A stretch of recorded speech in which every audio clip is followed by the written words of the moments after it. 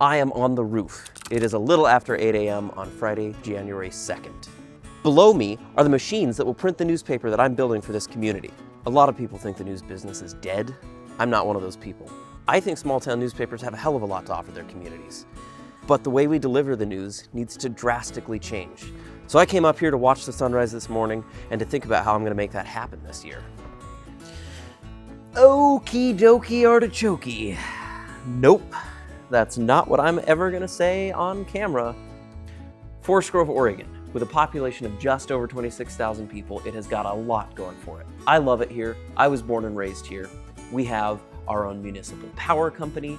We have a private university. We have a big dam. We have gorgeous natural areas just outside of town. We even have our own sewage lagoon. I love this place, but loving a place means that you can't shy away from the hard stuff. This week, one of the stories we had would probably fall into that category. A local police officer a couple of months ago was charged with driving under the influence and official misconduct, which basically means he was accused of driving under the influence while on the job. We broke the story exclusively. Nobody else had this because I do investigative journalism here in town, which means we don't always rely on a press release or somebody telling us something. I try to go out when I have time and find the news that's not being publicly disclosed. In that space between Christmas and New Year's, over the last couple days, I finally had enough time to do our follow-up story, and that's because right before Christmas, he ended up pleading guilty to the count of official misconduct while he was given a diversion for the DUI. As part of his guilty plea for the misconduct charge, however, he was forced to resign from the police department and will lose the ability to become a police officer in Oregon. I'm getting a haircut.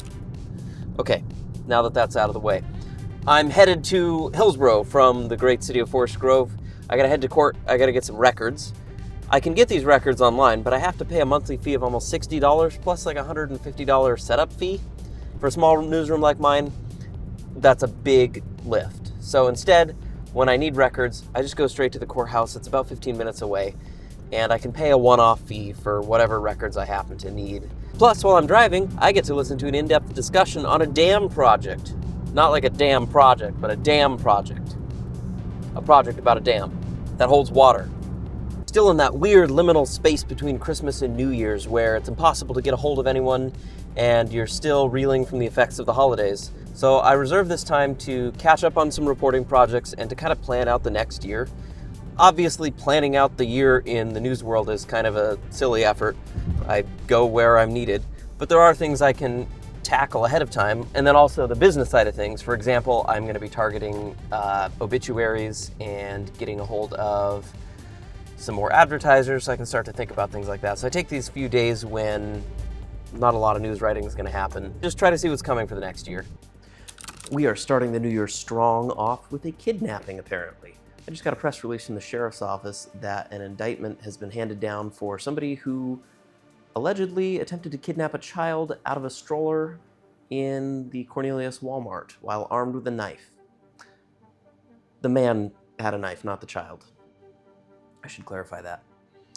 So I'm going to put aside our newsletter for the moment that I was writing and start working on that story to get that out the door as quickly as possible here. Late last night and early today, at my direction, the United States Armed Forces conducted an extraordinary military operation in the capital of Venezuela.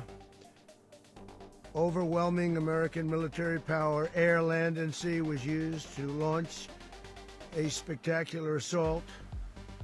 And it was an assault like people have not seen since World War II.